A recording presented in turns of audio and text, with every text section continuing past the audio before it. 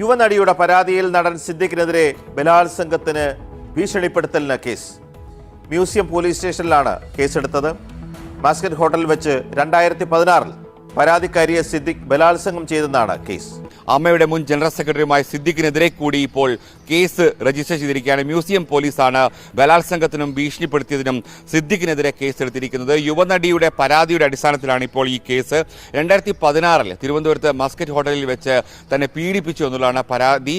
ഈ സിനിമയിൽ അഭിനയിക്കാമെന്ന് വാഗ്ദാനം നൽകിയ ശേഷം തന്നോട് മോശമായി പെരുമാറി ബലാത്സംഗം ചെയ്തു എന്നു തന്നെയാണ് ഈ പരാതിയിൽ പറയുന്നത്. കൊടുത്താൽ കൊല്ലത്തും കിട്ടും അല്ലേ? നല്ല രീതിയിൽ തന്നെ കിട്ടി തുടങ്ങിയിട്ടുണ്ട്. കാരണം എന്താ വെച്ചാൽ ഇപ്പം സിദ്ദിഖ് രാജിവെച്ചത് ഒന്നോക്കെ, ആദ്യം തന്നെ രാജിവെച്ചു ഇങ്ങനെ ഒരു അലിഗേഷൻ വന്ന സമയത്ത്. രണ്ടാമത് ഇപ്പം മുൻകൂറായിട്ട് ജാമ്യത്തിന് അപേക്ഷിച്ചിട്ടുണ്ട് എന്നുള്ളതൊരു വാർത്തയും കൂടി സ്പ്രെഡ് ആയിട്ടുണ്ട്. അപ്പം നല്ല രീതിയിൽ തന്നെ ഒരു തെറ്റ് ഇദ്ദേഹത്തിൻ്റെ കയ്യിലുണ്ടെന്ന് വ്യക്തമാണ്.